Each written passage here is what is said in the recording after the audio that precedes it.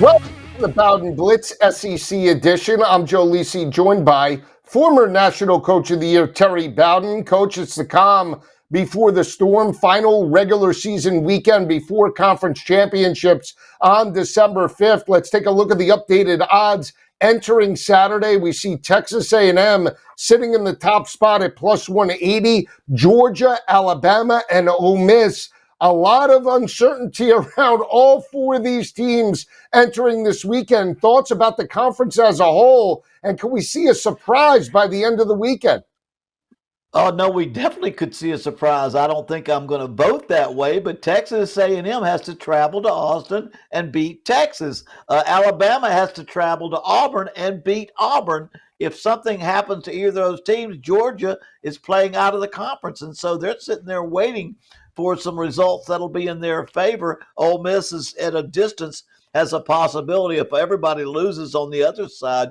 And so, yes, there's a possibility because it ain't easy to win in the SEC, and especially when you're playing your rival or your opponent on the road. So, going to be an interesting week. It's going to be. We're going to have fun watching it.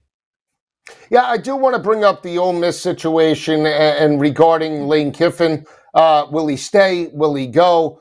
We saw the committee come out, and we also saw the rankings, in fact, where Ole Miss got jumped by teams, in the playoff.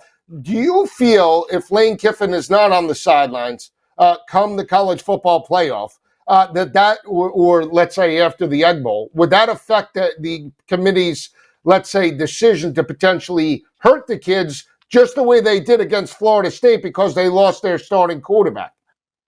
I think you use that as an example. I mean, Florida State in every way deserved to be in the playoffs when they were 13-0. They lost their quarterback. They were not very good without him, and they decided not to put them there. Lane Kiffin has been a big part of the success at Ole Miss, potentially the greatest regular season they've ever had. If he leaves, I think it's taken into consideration as to how strong they're going to be in the postseason, what kind of impact that might make on their postseason play. So I don't think he planned it that way, but by not making a decision, he could be hurting Ole Miss a lot more. If he's going to stay at Ole Miss, he should have made his mind up. If he's going to keep on going on, he needs to have his bags packed. Yeah, absolutely. And we'll see exactly how that situation plays out over the next couple of weeks, assuming that Ole Miss does win the Egg Bowl and is in the college football playoff. Let's take a look at the updated national champion and also conference college football playoff odds entering this week. The championship odds, Coach, you look at it, Ole Miss at minus 500. That's to win the conference championship. I guess I'm looking at there. Oklahoma at minus 450. Alabama, Vanderbilt, and Texas. Thoughts about those teams, Coach, entering the conference championship weekend? I mean, Oklahoma plays LSU. They get the victory over the Tigers. They're not going to play in the SEC championship game, Coach. But I will say this, big picture, they could be the team that could win it all because of how good that defense is playing right now. Yeah, I think when you look at the odds in the SEC, there's that first factor, which team is actually going to make it? Because some of these teams, there's a percentage that will not make it, and there's some odds involved in that. And to me, then are the ones, which ones, once you get to the final 12, do you have the talent? Do you play defense? Can you run the football? Are you trending better in the later part of the season? Which ones have the best chance to now move forward through the playoffs? And I think that's the second thing you have to look at. And when you look at that, you see the talent level at A&M. You see the talent level at Georgia. I still think you probably got pretty close to the talent level at Alabama. Ole Miss is a little bit more distant, but I say once you get there, they do have the teams in the SEC that have the talent level that can line up against the Indianas and the Ohio States and the Texas Techs and the other teams from the other conferences that are going to be they're going to be the people you have to beat. They have the talent, those 3 or 4 teams in the SEC, to beat those people in the postseason. And now a team that's most likely on the outside looking in is Vanderbilt. You had brought up Diego Pavia's performance last week against Kentucky. They rout the Kentucky Wildcats 45-17. Pavia with 5 touchdown passes, 484 yards. They have a rivalry game this Saturday against Tennessee. They're already 2.5-point underdogs in that matchup. But I heard you saying, we discussed it, Heisman Trophy. If it is up in the air between Mendoza, saying you believe still that potentially Diego Pavia could potentially steal it with a performance against the Volunteers that's lights out. Well, the big thing that I said is he deserves it. He is the most dynamic football player. The quarterback that made the biggest impact on college football this year is Diego Pavia. He has the most interesting story. He has the most dramatic climb to where he is right now. And if it's the Heisman Trophy, which is kind of a publicity thing, who is the best player, who made the biggest impact on their program? No quarterback. And I don't care if Mendoza did have a good year. He's part of a great football team.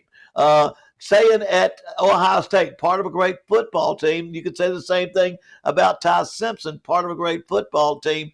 But at Vanderbilt, I think Pavia is the football team. He has been the reason they have beaten so many top 15 teams in the country this year and number 1 ranked Alabama last year. And so I don't know if the voters will say, okay, let's pick the right guy. He's the right guy. They may not. But I believe he's the guy that should be picked. He's the very best example of what the Heisman is all about. Let's take a look at the updated national championship odds. We have them on track. I talked about Oklahoma with a lottery ticket, 40-1. They have to take care of business against LSU. Ole Miss sitting there at 27-1. Alabama 15-1. Georgia 10-1. 750 for A&M. Right now, would you say the SEC still is the conference to beat, or you're more impressed right now, body of work with the Big Ten, teams like Ohio State and Indiana? Well, I don't know that I can pick against Ohio State and Indiana as being the 2 top teams. Even when I tend to follow the Southeastern Conference, having coached in the Southeastern Conference, as I look at the body of work this year, Ohio State on offense, on defense, Indiana quarterback, they run the ball and they throw it and they play defense. Those 2 teams have won dominantly most each week in and week out. Now, are there 3 or 4 teams that can beat them? Yes, but I do think there's nothing wrong with saying those 2 should be the clear-cut favorites to win the national championship. Yeah, the 2 teams that I would buy into right here, right now, entering Thanksgiving Day weekend would be Georgia 10-1 and Oklahoma at the 40-1 price, strictly because of how the defense is playing. We talk about Georgia being maybe a complete football team now, the emergence of the rushing attack with Nate Frazier and Bowens. We see Gunnar Stockton step up in big spots. They have multiple weapons, including 2 big play tight ends with Lawson and Oscar Delp. For me, that's the team. And Kirby Smart being a battle-tested coach. In a big spot, we talk about these coaches' ineffectiveness, stage 2 bright. That's not the case for Kirby Smart and the Bulldogs. Yeah, they understand that to play well in the playoff, to get to the championship, it starts with playing great defense. Number 1 statistic in football is scoring defense. If you've got that, you've got a chance to beat anybody on your schedule. Georgia falls into that category. Texas A&M falls into that category. Ohio State dominates that category. So, again, you got to keep it in perspective. But I don't think you can eliminate any of those top Southeastern Conference teams from the ability to win the national championship. When Coach and I return, we'll dive into the Saturday action. Week 14 in the SEC. Joe Lisi, Coach Terry Bowden breaking it down. The stage is set. Can the SEC step up, make some noise, and get not just 2 or 3 teams into the college football playoff, but can they in fact get maybe 5 or 6? We'll find out coming right back.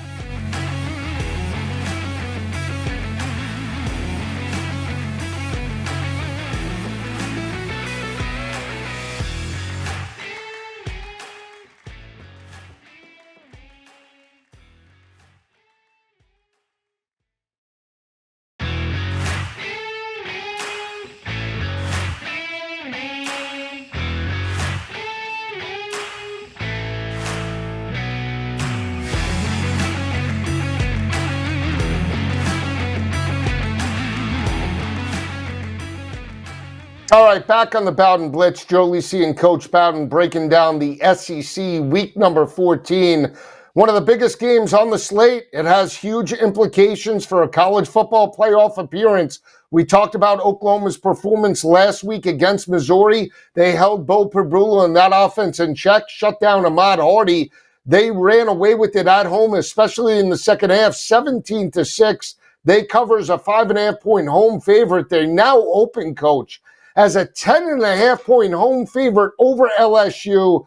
LSU struggled mightily against Western Kentucky. They laid 21.5. They were on life support in the fourth quarter, pulled the game out 13-10. They still have no offensive identity with Michael Van Buren taking over for Garrett Nussmeier. Can't run the football consistently. And that front seven for OU, holding opposing offenses to only 2.5 yards per carry. I think Oklahoma wins the game and makes the college football playoff. Yeah, the 10 points, I don't bother me at all. I mean, they beat Missouri, which has a better football team right now than LSU by 11. You've got LSU who scored one touchdown against Western Kentucky. The quarterback is not the answer. He's just something they've moved to late in the season to try to generate some excitement in their fans and in their season, but he really offers no real answer to their offensive problems. They don't run the ball very well. Now, their defense at LSU plays well, and I think they'll keep this game close. But 10 points, I think Oklahoma pulls away in the second half. And, John Mateer finds just enough way to run the football, be productive, and manage the offense enough to make them good on offense. Not great, but very good on offense. And when you play great defense and you're good on offense and your quarterback is a good manager, I think that's an ingredient to a postseason team. So I think Oklahoma will have no trouble winning at the end of the game, stretching it in the fourth quarter, and winning by 10 points against LSU. Now, if we're talking defense for Blake Baker and the LSU Tigers, we have talked about it for the past couple of seasons. They do struggle with mobile quarterbacks. They got abused by Trinidad Chambliss, Marcel Reed. Taylon Green had some yards in the loss to the Tigers just a couple of weeks ago, 23-22. This could be a game where Mateer not only attacks LSU over the top, but with his legs in this game to potentially pull out the victory. Yeah, they may win 17-9 or 17-10, but they're going to win by about two scores, by 10 points. I think LSU has the defense, but Baker has done a good job, and they can keep the score down of Oklahoma. If Oklahoma has one weakness, I don't think they can be explosive on offense and put tons of points on there. With a great defense, you don't have to be, but I don't believe LSU has any offensive ability to get this into any kind of scoring match. And I just think Oklahoma doesn't need to score a lot of points to win by 10. We'll see how it plays out. Early kick, I think it's a 3:30 kick in Norman on Saturday afternoon. We know that the Iron Bowl typically is a 3:30 kick. Not this year. It's a 7:30 kick under the lights on the Plains in Jordan-Hare. Coach, Alabama has won 5 straight in the series. They have dominated the Auburn Tigers. We saw Auburn step up. Deuce Knight, the freshman phenom, stepped up with a dominating performance against Mercer. But he's back on the bench. He's not going to play in this matchup. It'll be former Stanford transfer quarterback Ashton Daniels that gets the start. Daniels came on in relief for Jackson Arnold in the win on the road in Fayetteville against Arkansas.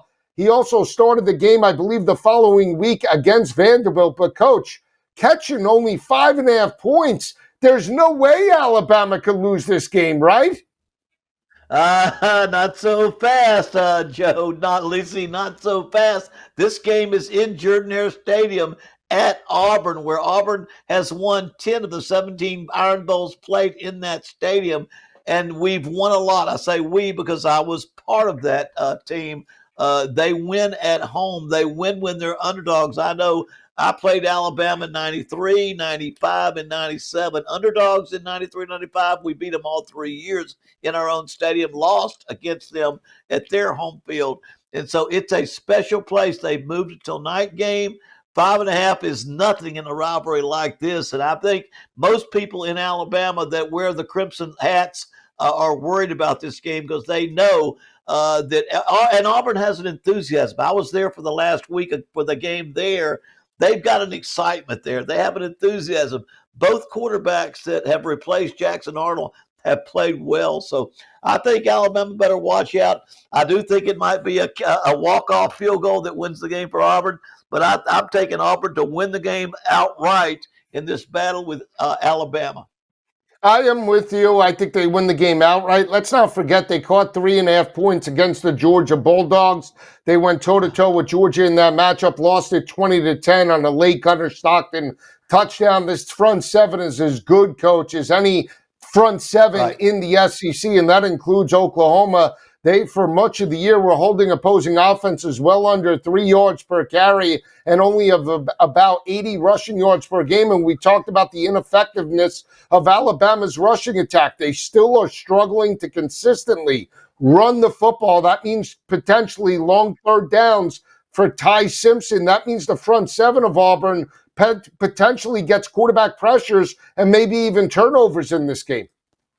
Well, we said that was going to be the situation. Alabama was running a great win streak after losing the opening game to Florida State. Ty Simpson was at a point 26 touchdowns, 1 interception. Then all of a sudden they go against Oklahoma. He has several turnovers, throws an interception, fumbles the football, and those turnovers were enough to cost them that football game. Auburn plays that kind of defense. So, again, we know that if they play aggressively, get after the quarterback, that Ty Simpson can make mistakes. And we think that could happen against Auburn with the way they play defense. So, give me Auburn to walk off with a field goal.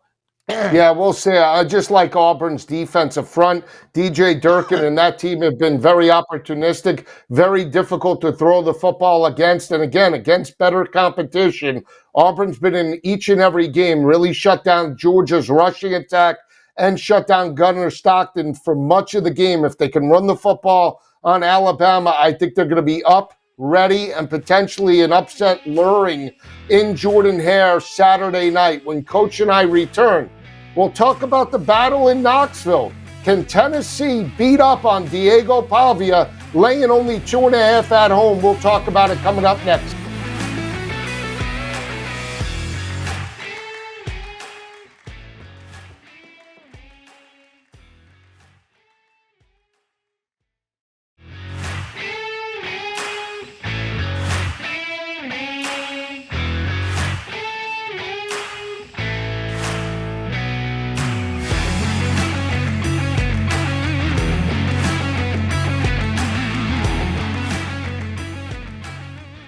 All right, back on the Bowden Blitz. Joe Lisi and Coach Bowden breaking down Week 14 in the SEC. Left off talking about a potential upset in Jordan-Hare this Saturday night, Auburn and Alabama. Let's turn our attention to the battle in Knoxville, Vanderbilt and Tennessee. Last year, Tennessee won this matchup in Nashville by double digits. They stepped up with a dominating road performance. They struggled in the first half, but came on in the second half, especially in the passing attack. They're only laying, Coach, 2.5 points against the Commodores. Right now, you look at Vanderbilt, the potential for a 10-win season. Can they strike the upset against the Volunteers? Yes, for the reasons that I talked about earlier, because they've got a quarterback that with the ball in his hands, they've got a chance to win the last series, whether it be hold on to the football or score points. But this game is being played in Knoxville. It's being played on Rocky Top. And I do think that Tennessee has a lot to play for. So although I am a huge fan of Diego Pavia, and it's remarkable what Vanderbilt has done, I think they can go in there and play a great football game and have a great finish to their season. But I do think Tennessee will find a way to win this football game at home with a chance to get to the bowl game and win a double-digit season. With a win here and a bowl game win, they can get a double-digit season in a year that they were close to getting to the playoffs but didn't quite make it.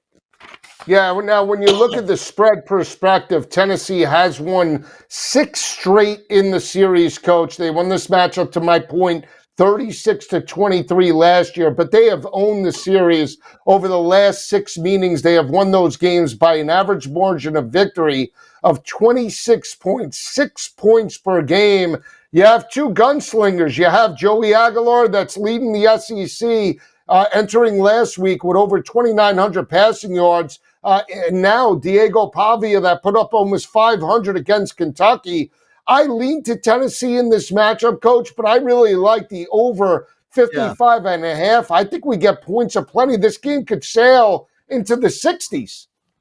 Yeah, I think without a doubt I would take the over here because even with Vanderbilt playing the season that they've had, Pavia having the great year, they are week in and week out having to outscore people. They cannot stay. Auburn was a scoring match that they had to score at the end of the game to win. Pavia has had to come through with late drives to win football games. Defensively, they just don't have enough people of talented personnel to cover both sides of the ball. Their weakness is ability to stop people with their defense. Tennessee can score points, and so you're exactly right.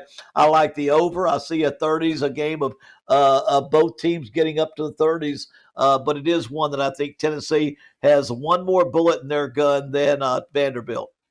Yeah, Joey Aguilar, 3,145 passing yards, 23 touchdowns, only 10 interceptions. He has stepped up and has stepped up in big matchups. It's going to be up to Vanderbilt and the rushing attack. We had said the way you shut down Vanderbilt is if you could shut down the rushing attack first, really put them into predictable long third downs. That could get some pressure on Joey Aguilar and potentially benefit your defense. But they pushed tempo early and often against Kentucky, right? It's a different animal going up against Tennessee that runs a lot of tempo. They have one of the better rushing attacks in the conference with Starr Thomas and all of those running backs that they have.